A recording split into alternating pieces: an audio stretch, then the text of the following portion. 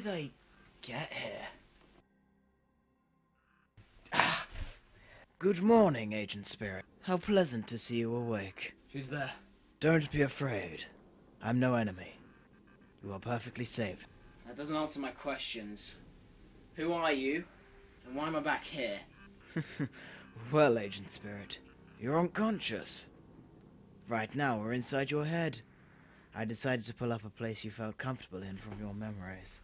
That doesn't usually happen. That would be my fault. You see, when you set off that trap in the game, it wasn't your run-of-the-mill electrocution. You were injured, fatally so. Your boss and comrade were forced to act quickly in order to save you. Their only choice was to use me, an experimental chemical suit with very effective medical properties. Of course, due to the nature of your injuries, it's taking a little longer than we'd have liked. Your brain awoke, but it would just not do to have you walking around in a state like this. However, I lack the power to further sedate you, so I thought I would greet you in person. Hardly in person when you're a disembodied voice. I am merely projecting my thoughts into your mind. If you wish to provide me with a visual representation, then do whatever you wish. I have no real face to speak of anyway. Do the others know you're alive and clever? Admittedly, no. I can only communicate this way, and you're my first patient this has happened with. The rest either wake up after I'm done, or not at all. That's comforting. Do not worry, Agent Spirit. By this point, you're pretty much done. Just need to finish up a little. Besides, you're far too interesting for me to let you die. Thanks, I guess. So, what do I do now? Whatever you wish. We're in your head now. Think of this as a lucid dream. No boundaries. Should probably get to work on my YouTube channel then. Review a game or something. I failed to see how this would work. Or logic dictates. I've never been one for logic anyway. Too restrictive. Hey, I haven't played Lego Racers in ages. Oh man, that game was my childhood. If your intentions are to review it on YouTube, two vastly superior reviewers have already covered the game. A certain Brutal Moose and Get Icarus, I'm sure you're aware. By George, you're right. By George? Who is this George? I know I hated number 2 for reasons I don't remember right now, but that's it! What is? Here we go. Barely anyone knows about this game, let alone reviewed it. We're in the money now! You're not old enough to get revenue for this. I don't care! Let's do this! So, by this point, most of you will have heard of the 1999 game Lego Racers. Both Cad Icarus and Brutal Moose did excellent reviews of it, and while it is a childhood classic of mine, I'd only be retrading their points if I did something similar. Now, some of you may know that in 2001, Lego Racers got a sequel. I never played it. In fact, the only recollection I have of it is playing it around a friend's house and not liking it at all. Where am I going with this? Well, a year later, another game came out. This was created by development team Attention to Detail and was focused around the Drome Racers line by LEGO. Drome Racers was a line that focused around building cars out of the Technic pieces rather than the bricks. And this game, as luck would have it, is the very first console game I owned. Kind of. Also, nobody's ever heard of this game. So without further ado, Drome Racers! Yay! Ah, the classic Lego splash art. Probably the most nostalgic thing I will ever know. So I'm guessing after this we get a neat little intro with... Whoa! I wasn't expecting that.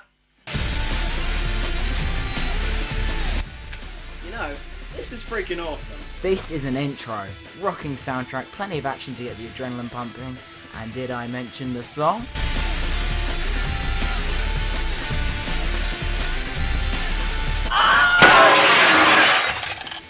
Anyway, this game has a career mode. With a story? I saw that one coming, eh? All that comes up at the start to let us know where we are is... Drome. Blunt. To anyone who doesn't know, which will be 99% of you, the Drome is this giant Colosseum type area with a load of different biomes and stuff to fling Lego cars around. As for the year, it's 2015. Oh, next year's going to be fun. Bit of random trivia here, but this little slice of FMV comes from the opening of the Drome Racers 4D movie played at Legoland parks.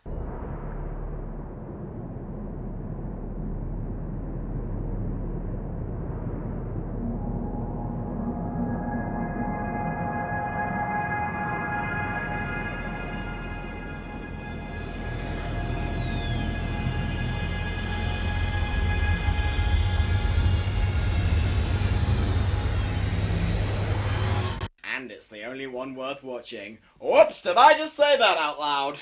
Anyway, you are Max Axel, the driver for underdog team Nitro. We never see Max himself, but we do meet the other three members of the team. Chicane, who manages the garage and championships. Rocket, who provides tips, practice and gives you challenges from the other racers. And Slot, the dude who monitors saves and progress. He also talks like... Hey there, Chief. My name's Slot. Yeah, we're not going to be speaking to him. Ever again.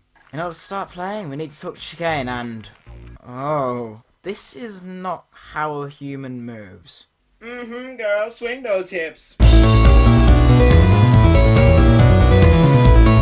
The championships are known as Multi-Challenge Races, or MCRs for short. The reason they're called this is because Drome Racers has 3 different race types. On-road, off-road and drag racing. Each race type has its own tracks and cars and they all play differently, but we'll get into that later. Adam, where's the milk? I told you last time!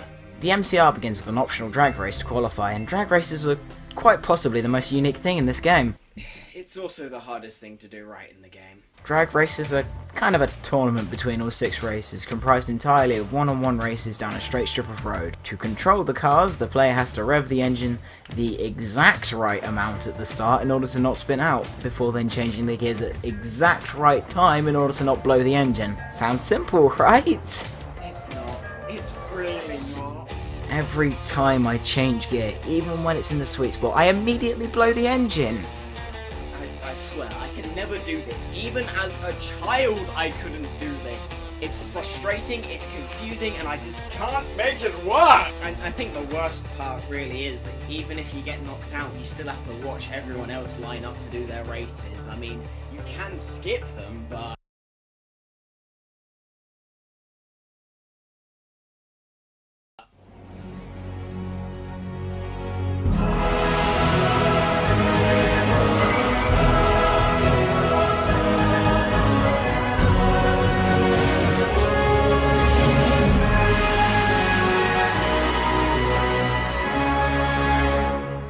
Okay, this game just earned itself an A+. So, we failed the drag racing pretty hard, and I'm now going to start the next race in dead last. The next track is called Foundry, and it's one of the 3 tracks you start out with at the beginning of the game. It's a straightforward track with nothing really going on, but I think it's time we finally talk about the core gameplay. The cars handle a little strangely. Don't get me wrong, they're very fun to drive and all, but they're incredibly bouncy and don't seem to have any weight to them. Almost like they're made of Lego. Then again, aesthetic-wise, they are the only things actually made of Lego. Of all Lego's games, this one has the least actual Lego in it. What about that 2003 Bionicle game on the PS2? We don't speak its name! On that note, the graphics of this game are kinda nice. I mean, they're not that great. For a 2002 Lego game, they don't look half bad. Dare I say it, they're even better than most of the later ones. The frame rate is high and stays consistent, there's no screen tearing, and that one gymnastics incident was the only time I've ever seen a glitch in this game. Tracks are also interestingly designed, though the off-road tracks are much better. I mean, look at this! It's a tornado!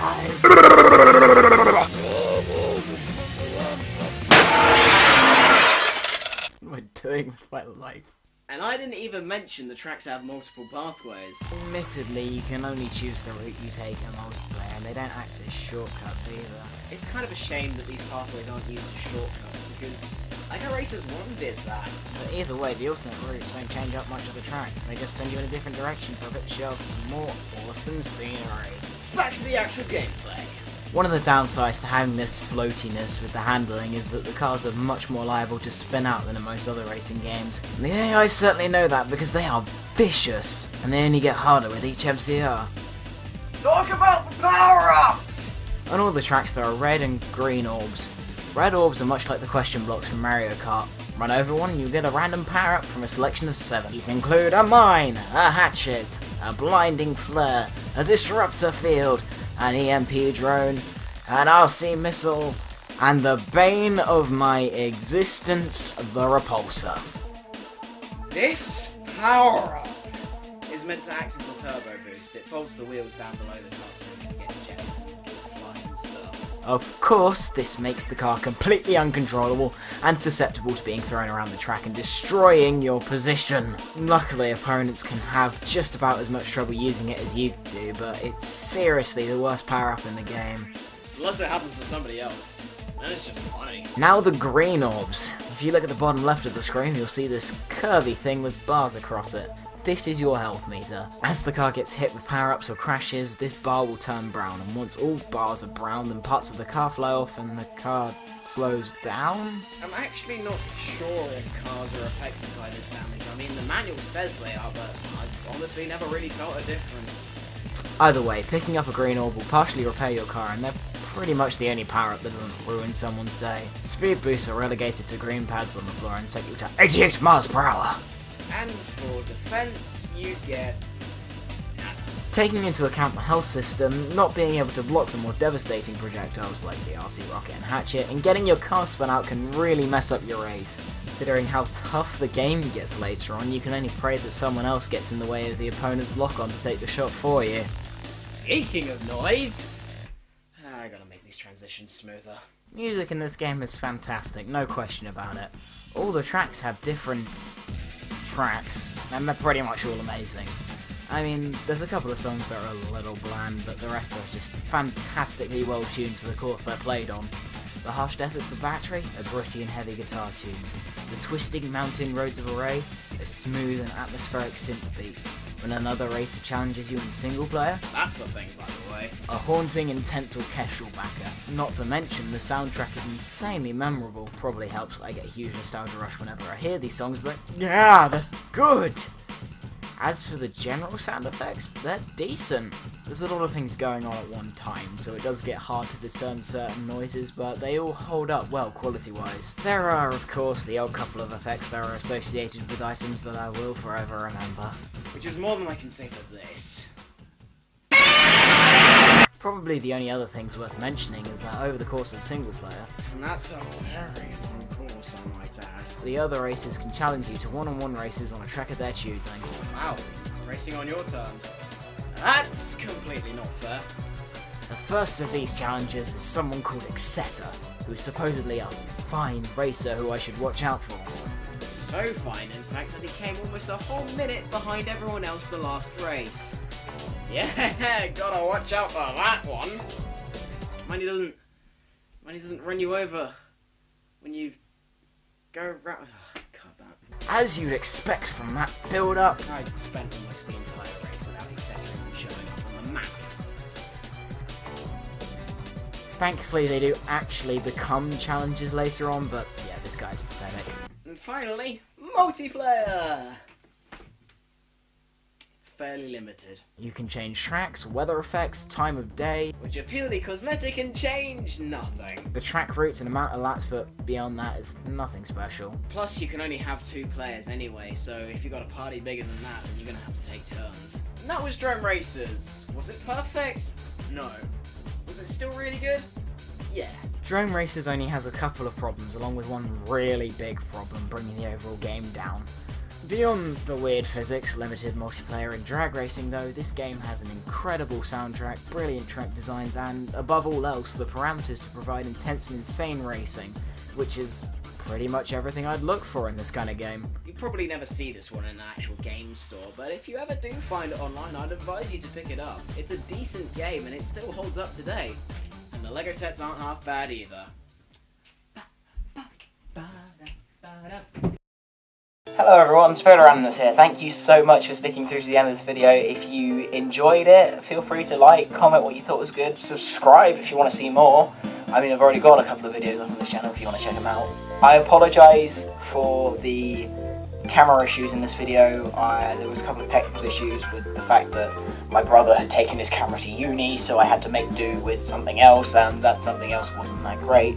But I promise it won't happen by the time the next video comes around. If you want to see more of me, then go check out my friend Josh's channel. We do a Zelda parody series where I help do the voices and writing and stuff, and also we just did a Let's Play of Battle Block Theatre on Cyber Fishcake here. I'll put annotations linking to both there. Links to my Facebook account and Twitter account are in the description if you want to keep up to date with what I'm doing. Better to follow the Twitter one for that because I don't really post on the Facebook page a whole lot. Again, thank you so much for watching, and a Merry Christmas! I wasn't expecting this video to take this long, but 'tis the season to be jolly.